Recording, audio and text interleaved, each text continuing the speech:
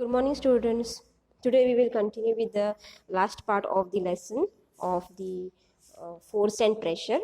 And today we will see the very interesting point, that is buoyant force. Okay, you can see here page number 19 of your textbook, in which they have given you one experiment. In this try this experiment, they have shown you a empty bottle which is floating, okay, on the water, and the another bottle which is filled with the water is sinking down. It's not totally sinking down, but it is floating inside the water. Okay, it is not floating on the surface of the water, but it is floating inside the water. Okay, so what is the experiment? The experiment is that you have to take an empty plastic bottle. Okay, fix it tightly with the lid, close it with the lid, and you have to put it in the water. You will see that the plastic bottle which is empty, it is floating on the water, surface of the water. Okay, now you have to fill the water in that bottle. Okay, fill that bottle and close the lid again, and you immerse the bottle filled with water in the water tank. Okay, then what you will see, then when you release the bottle inside, the bottle does not float on the surface, okay, upper part surface of the water, but it goes inside the water, but it floats inside the water. Okay, it floats inside the water. Now why does this bottle is floating inside the water? Why doesn't it goes down? Why doesn't it go down? Why it has weight more than the empty plastic bottle, but why doesn't it go down? Okay, means there is some force. Now if there is gravitational force, the gravitational force will pull the bottle down. Okay, but here the bottle is not going down, bottle is thrown up, or it is pushed up. So which is this force, which is the another force which is pushing this bottle upwards? So that force is called as the buoyant force. Okay, you also would have experienced this force when you are pulling a bucket or drawing the water from the bucket from the well.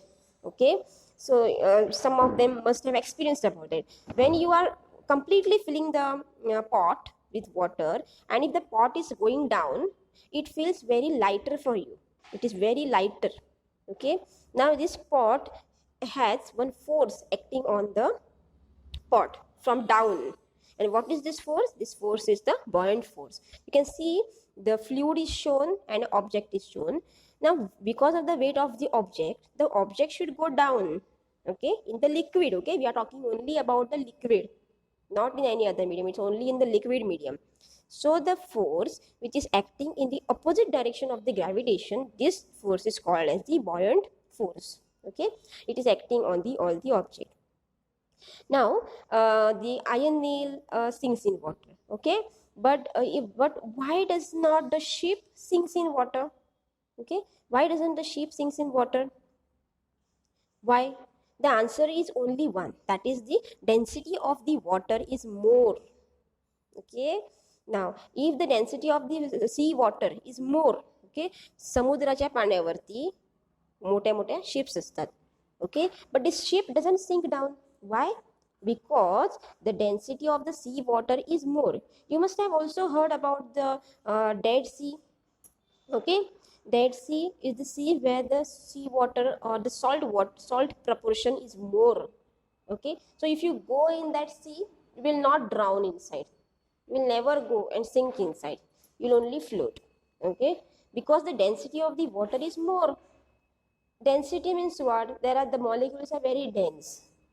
The salt molecules. If you take an empty glass, a pure water glass, and if you take a salt water glass, okay, and if you do an experiment with the egg or potato, okay, you can try this at home.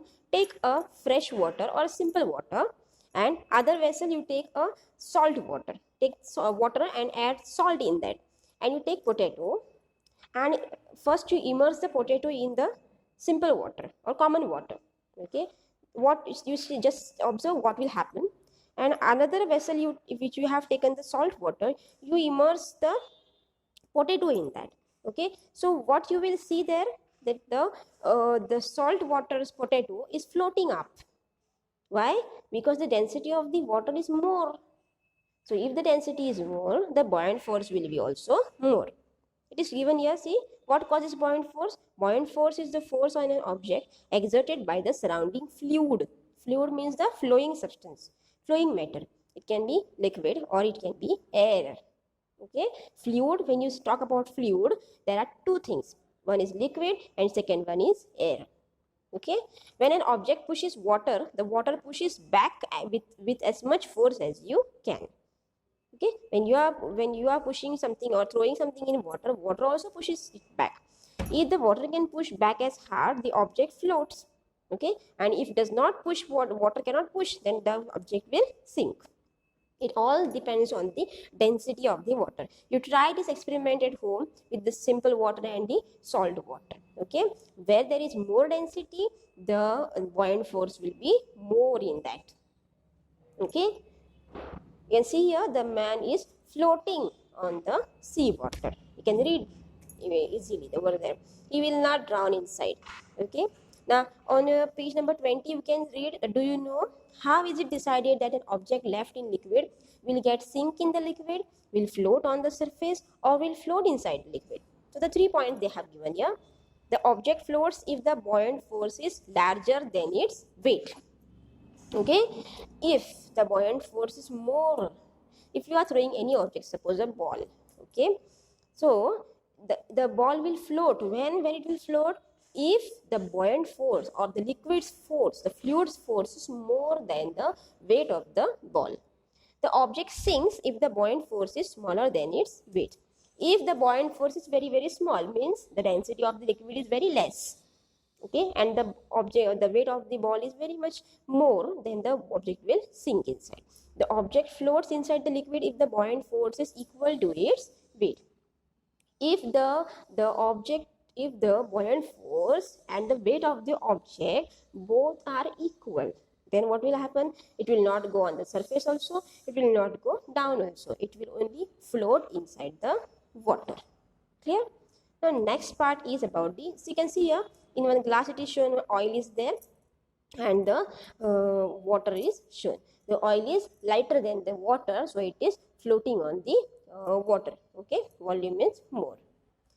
Now next part is Archimedes principle. Very simple. This Archimedes principle is depending on the buoyant force.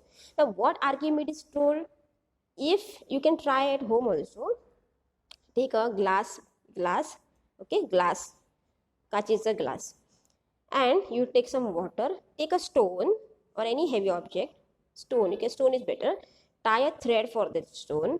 Now what you do, mark the water level of the glass, how much the water is there. Okay, and take the stone which is tied to a thread and dip the stone in the water filled with glass. Okay, glass filled with water, sorry. So what you will see, the level of the water is increased little bit. So why it happened like that? So this is the Archimedes principle. What is the Archimedes principle? What he is telling, that when an object is partially or fully immersed in the liquid, the force of the buoyancy acts on it in the upward direction. Okay, and this force is equal to the weight of the fluid displaced by the liquid. So if you measure the volume of the object and the volume of the liquid which is gone out here, जेवढा पाण्यामध्ये तो वस्तू जाणार आहे तेवढंच पाणी तेवढ्याच व्हॉल्यूमचं पाणी तिथे बाहेर येणार आहे. Okay, this is a simple principle of the Archimedes. It's very simple. You can also try it and see. Whatever things you are immersing in the water, in the liquid, that much volumes water is pushed upward. Okay, this was the Archimedes principle. So you can see the story which is given over here. He was the person who came out shouting Eureka, Eureka, Eureka when he was taking a bath. Okay, so he found the value of the he discovered this principle by observing the overflowing of water. Means he went in his water tank, what we say, bathroom, you have a water tub, bathtub.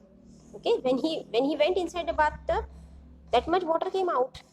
Okay, so while looking at this, his observation, he found the meaning of what is the actual principle behind this. Okay, So this was about the Archimedes principle. So next time we will see something different, or I will see the numericals based on this lesson.